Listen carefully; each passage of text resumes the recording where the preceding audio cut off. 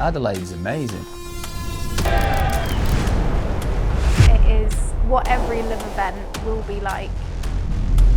It just sets the bar of what LIV Golf is all about. There's been nothing compared to this. We never got to see such big names. We got 30,000 fans out today. A spectacle. It's the best event I've ever played. You look forward to that week every year. Adelaide is awesome. The Pommies get a bit of shit from the Aussies, but that's fine, no problem. You know I don't play right. I'll put just give me the word. I think last year there was 98,000 that attended for the 3 days. The Majesticks have reached the 12th watering hole. Never thought I'd actually get to see Stenson and Poulter and Westwood and all these guys down under. Henrik Stenson. Absolutely love it.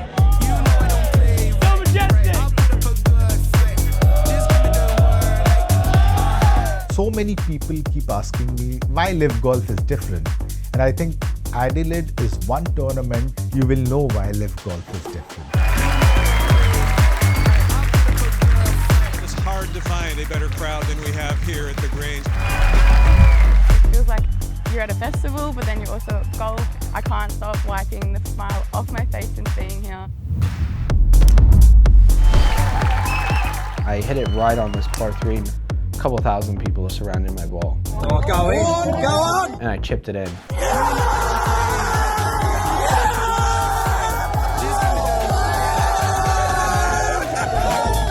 I was doused in beer. That was one of the coolest things I've experienced. Chase Koepka, 12. Oh! It's the best week of the year to play in front of those crowds. That's one of the great moments in LIV Golf history. It's a massive adrenaline rush, like, it gives you just such a great buzz. The Aussies are a bit loud and carry on a bit, and it's just kind of the perfect environment to get stuck in. I would say that is the top of the mountain. That's where every other LIV Golf event should try and be. Look at that. Unbelievable. That is awesome.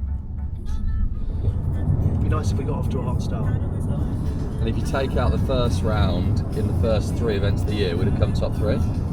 We've just got to have something that means we're not going to chase too much. It's one of those weeks where you anticipate that you'll go in there with a good chance. You know, all the data would suggest that the key attributes that you need for that week are, you know, some of the key attributes that, you know, we're particularly good at.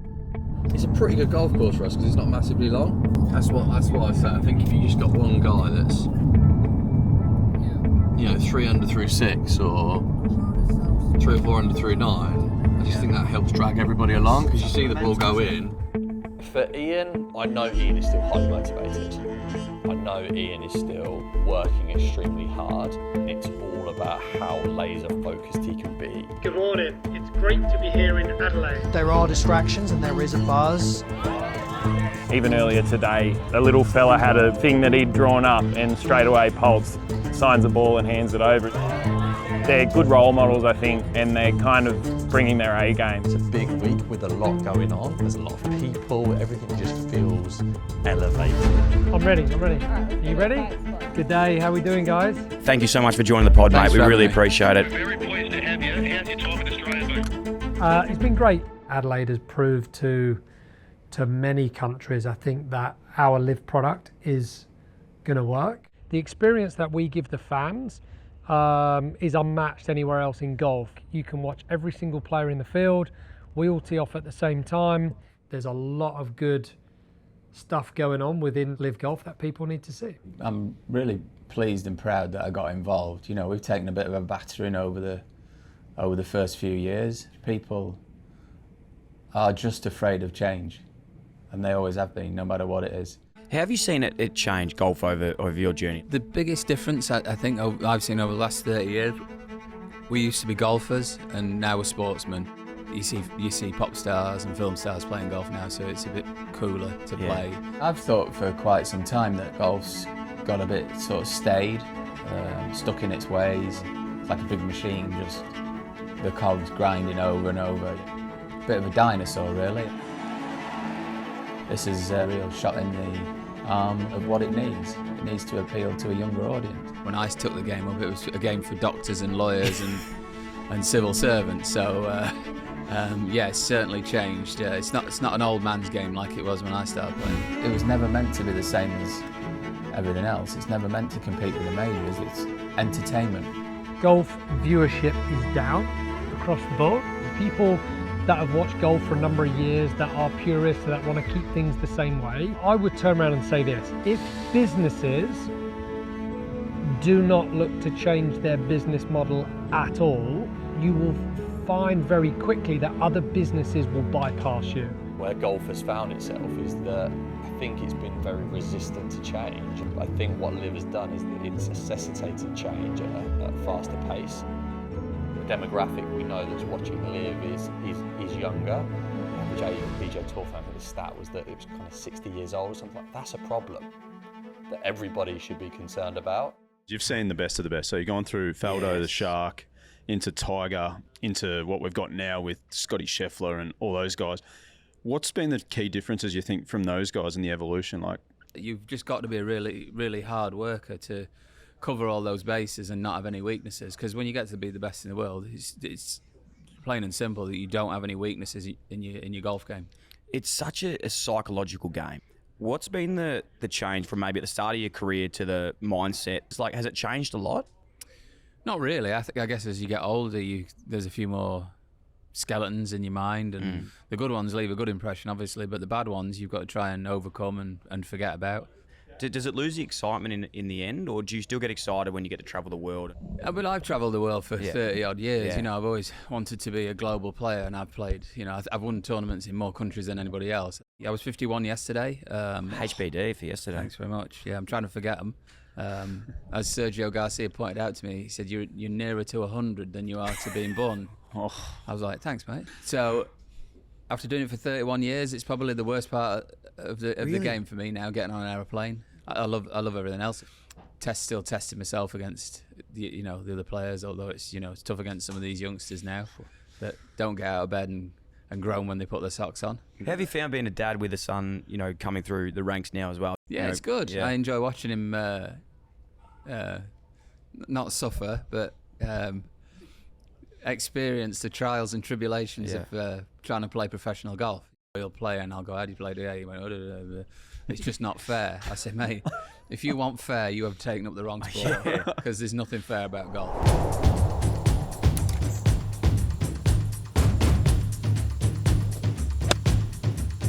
Look, the camera's on and he's hit it straight left. I know. When you playing again? Next week. Go away on Sunday. Clutch Tour? Yeah. And then European Tour Q School the week after. And how are you playing? I feel a bit better after having 3 weeks off. Yeah, just time to work on the game. Just bearing in mind, if this all goes wrong for you, you're going to embarrass yourself in front of millions. Not competitive at all, are we, father son? Oh, fast. Yeah, 166, that's good for you. It'd be good if I was 40 years older. That's nice. That's a bit better. That's why I love golf. Why do you love golf? The competition of it. If you're going to take it seriously, you've got to love it. You've got to love coming out here on your own, working hard. I always feel like if I've got a question about golf, he's probably the first person I go to. I mean, because like I said, you've been there, you've done that. I found out I was world number one walking around Sainsbury's in Worksop looking for rubber gloves and mashed potatoes, I think it was. And, to just stand in that aisle, I think, best player in the world, to actually be able to think you're the best in the world at anything you do is an unbelievable achievement. When I first started off playing the game, I would never have dreamed that I could become the best player in the world. If I'm ever struggling, you're the best person to go to sort of ask for advice. And hearing you say, take a few weeks off, or if you need to take time away to work on the game, it's nice to get reassured that you're doing the best thing. It's a very individual sport, and if somebody comes to you and they say, "Oh, I think I should do this," then You generally probably should do that, because if it's in your mind, somebody else telling you not to do it or to do something different generally doesn't work. Yeah. You've got to go with your own thoughts and ideas a lot of the time. You've got to embrace the grind. You know, it doesn't always go how you want it to in sport. But when it's not going well, they tend to be the times when you learn the most about yourself. So you've really got to look into yourself and listen to that voice in your head.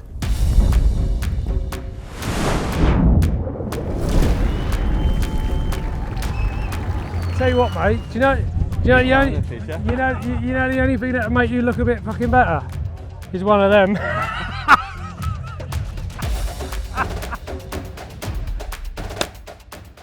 Are you comfortable being on camera? They won't. It's no questions or anything. It's more just we're making a little docu-series. Okay. Yeah. All good. Yeah. Okay. Angus is a team member that goes above and beyond for any sector of this business, and he's just the nicest lad on the planet. He's titled as Head of Digital and Content. Ultimately, his job is to grow our audience. And then, with us being a small team, there are lots of ad hoc jobs and responsibilities that somehow seem to fall in my lap. We are doing an exclusive giveaway. If you sign up to be a Majesticks fan, we're going to pick one person to win 2 tickets to the VIP area of the concert tonight. It's like the Swiss Army knife of Majesticks GC. So we've got some promo staff who are going to be going around getting people to sign up to the database. He is the heartbeat of the team. Trina? Hello. So the aim of the game is as many people to sign up as possible. He's the linchpin to a lot of stuff, and he's just a great person to be around. He's someone that is the perfect epitome of, if you have the right character, you can turn yourself to anything. My #1 goal in Adelaide is getting as many people signed up to be a Majesticks fan as I possibly can. Got a responsibility for growing our audience, right? It's a huge deal, it's a big investment. When you're going to key markets that we think resonate with our brand, it's a great opportunity for us to be able to, generate Majesticks fans, get new fans on board. And Gussie is on the ground really there to wander the realms of the golf course and meet new people and kind of, gain new Majesticks fans for life. Feels proper, this, doesn't it? This is what it's supposed to be like, isn't it? Week, right? Yeah. Look across there, how good is it? Yeah, it's awesome. I've been lucky, I've been to major championships, I've been to Ryder Cups. To go to a golf tournament where you feel like the atmosphere and energy on the property is rivaling those level of golf tournaments is a big moment. Morning, mate. How are we looking? Just observing Westie's warm-ups throughout this year, they're just gradually getting better and better. Sam is working really hard, working really efficiently.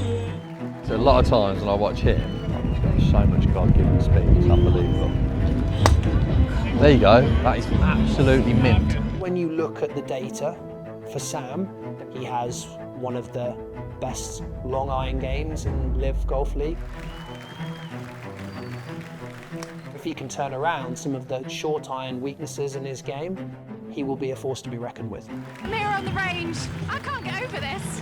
I took a breath earlier, I'm going to have to take another one. Hello, Pulse. Morning. I love what Adelaide's given to us as LIV. I love what Adelaide's given back to the fans. We love being down here. We got 30,000 fans out today.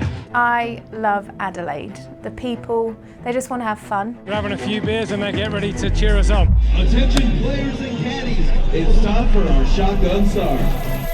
GC, Henry Spencer, Walker, and Westwood. What the world now? Thanks for love. The Majesticks have reached the 12th, the watering hole. It's Henrik Stenson to tee it off first.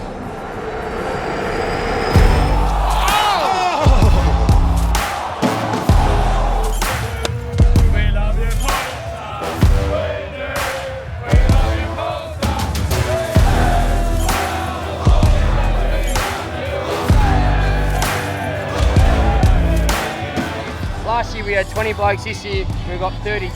Great to get around the Majesticks and we try and create a bit of atmosphere for the guys. One of the highlights of our entire season is having the biggest crowds we've seen on LIV, seeing them enjoy themselves, it's awesome. It's a great buzz. Have you seen anything like this in golf? No, I mean, often the big events in sport in Australia, you don't think golf, but I think the watering hole has changed that. It's allowed us to come here and have such a fun time. That looked good in the air, right at it. There was plenty of beers being drunk, but I didn't see any violence or anything like that. It was all very, very good spirited stuff. I thought it was a great advert for the game of golf. We saw Lee Westwood's tee shot at 12. This was his birdie putt. Sam Horsfield of the Majesticks is level par for his round so far. That was for birdie at 6. Majesticks, though, 9 back of the leaders. Lee Westwood, a welcome return to form for Westy in a 72 under par. Majesticks, though, tied for 12 on 3 under.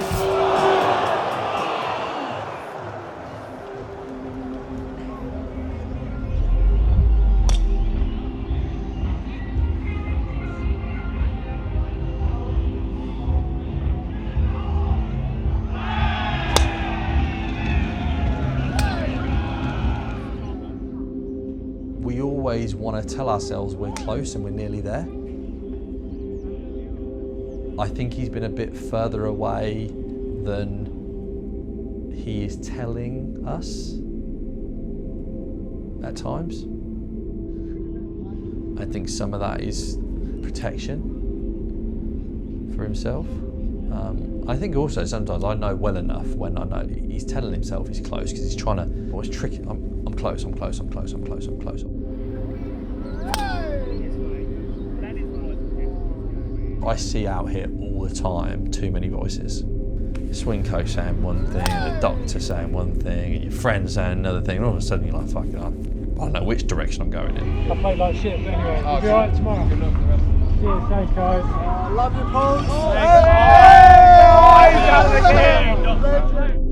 I think the beauty of Ian is that he's always had real kind of confidence in his own convictions. We love you, Paul. You're a legend. But I think also a bit of reassurance or help in certain areas would be a good thing as well.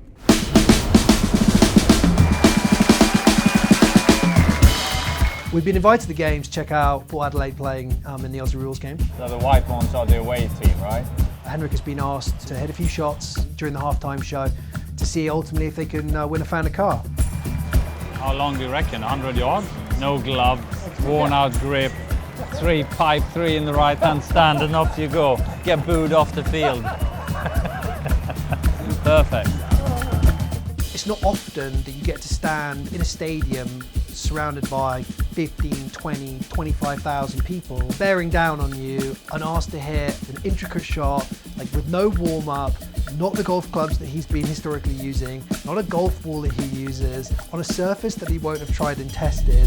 We're kind of used to being on the big stage quite a lot. Give him a huge Adelaide round of applause. I got a 52-degree wedge here of some kind. Do you want it to be the other way? Some AstroTurf carpet that they rolled out and a couple of golf balls, and I'm going to try and get this shot inside a fairly small target. How are you feeling the pressure? Yeah, let's see what we can do.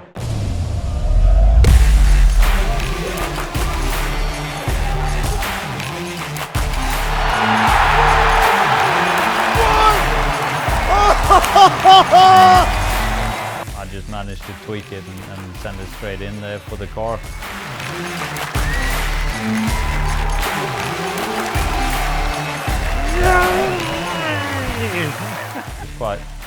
Quite an evening, I think, for our winner. Hey Henrik, Darren Marshall here from Salisbury Downs. Mate, you're a bloody legend. Took the bus to the stadium and then he could drive home. Do you think he'll buy me a drink? And into round 2 of Adelaide, and what a day for it. It is time to head to your golf course. Can the Majesticks finally pull it out of the bag today? Majesticks down in 13th. Westy, though, having a good weekend so far. Lee Westwood over at the 9th for birdie. Meanwhile, Ian Poulter at the party hole, got them going with the wave a little earlier. Can he back it up with a decent tee shot here? You bet he can. Majesticks, who are slightly further down the pylon. Oh dear, this is not going well at all for the Majesticks, who have slipped into 13th place. A decent round from Lee Westwood, but another disappointing performance from Ian Poulter. What happened to the postman and the showman Adelaide was rooting for? We're just getting ready for a bit of a concert, so enjoy yourself. No, I'm walking, I'm going through the carnage.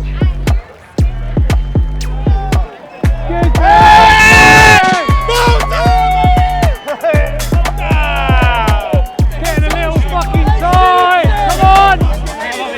Pulse is a huge superstar in this game. I think after having a very tough day on the golf course, you need to just take your mind off golf.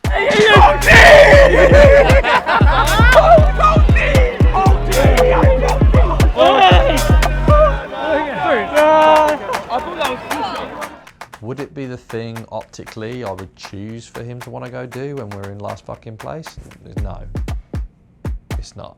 What's going on? Fucking hell sakes. Fucking hell, boys!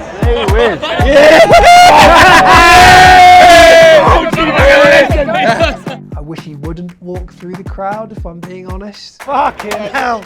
Fucking go on! We made it! But at the same time, I see Ian Poulter. We did a shoey. You did a shoey? You never did. High five! With water! Good lad. Is Ian the best thing for him to do? To go and blow off some steam and relax and go do that? It may well be. And I think last year he did it and he shot 66 in the last round. So he's always got that to throw back in my face. We're going to see Fisher, mate. Mate, this is fucking wicked. Fans are great. Biggest crowds we've seen on LIV. Seeing them enjoy themselves, it's awesome. It's a great buzz.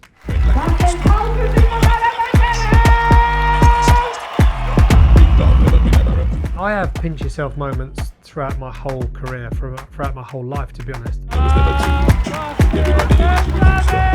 I'm doing something I love. I play a great game. 5, 10, 15, 20, 25, 30, life to me has been one big pinch, to be honest. I mean, it's pretty cool.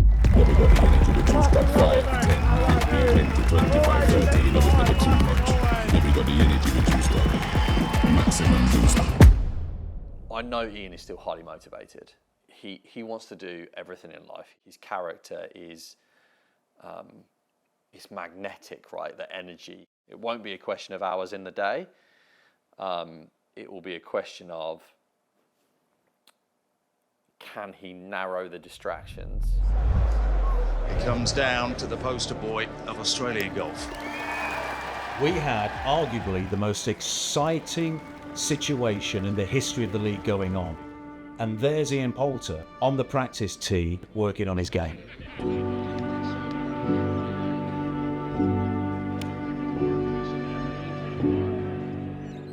He knew he had a bad week. He wasn't getting a huge amount out of his game. And the next best thing is to really hit the range and try and, I guess, iron out some creases. Just deep frustration more than anything else. Adelaide being a golf course I like, a venue I like, a crowd I like, and just not hitting it well enough. When you go down these rabbit holes of searching to find something, to just get to grab hold of one thing that's working or will work, sometimes you just have to go to that dark place on the range and hit balls till your hands hurt and kind of go and find yourself. It leaves you feeling the event as confident as you ever could about the product. Yeah. But possibly as low as I've been about our team performance. It's hard not to kind of get down when you find yourself near the bottom end of the leaderboard. It's about, really for us, is trying to stay as balanced as you can, but you feel it. You also feel it because you know how disappointed the guys are. I think you can take signs of encouragement from Lee's performance, because it's his best performance of the year, and I think he feels like he's left a lot of shots out there and he's shot under par every round, and so I think there's you can take some positives. Sam's still only 4 months removed, 5 months removed from a major surgery, right? He's still playing his way back into form, finding his swing. I think Henrik's been dealing with some illnesses. I think Lee might not have been prepared for a couple of these golf tournaments as he may have been. I think Ian's just swing isn't quite in the right place. I think it then becomes really easy to start to externalise why these things might be, instead of internalising them. Well, it definitely feels like a low point. Don't appreciate the highs unless you fucking have the lows, do you? The only way it's up. Exactly, but do you really? I hope this is as bad as it's going to get. I'm driven. I always like my back up against the wall sometimes and go against the tide, but I'm just not finished. We're at the podium spots, not only the podium spots, we're thinking, actually, if things go our way, we could win this tournament. Nashville was a great week for me. You know, I had a lot of good vibes going on. 2 under par today, the Majestics in a tie for second place. Everything was pretty on point that week. Short game was good, putting was good, started hitting the ball better. Fantastic shot. He sort of looked at me and he came over and high-fived me, and then we thought we were going to be on the podium. The Majestics are still in this in terms of winning the thing as the British weather hits Tennessee.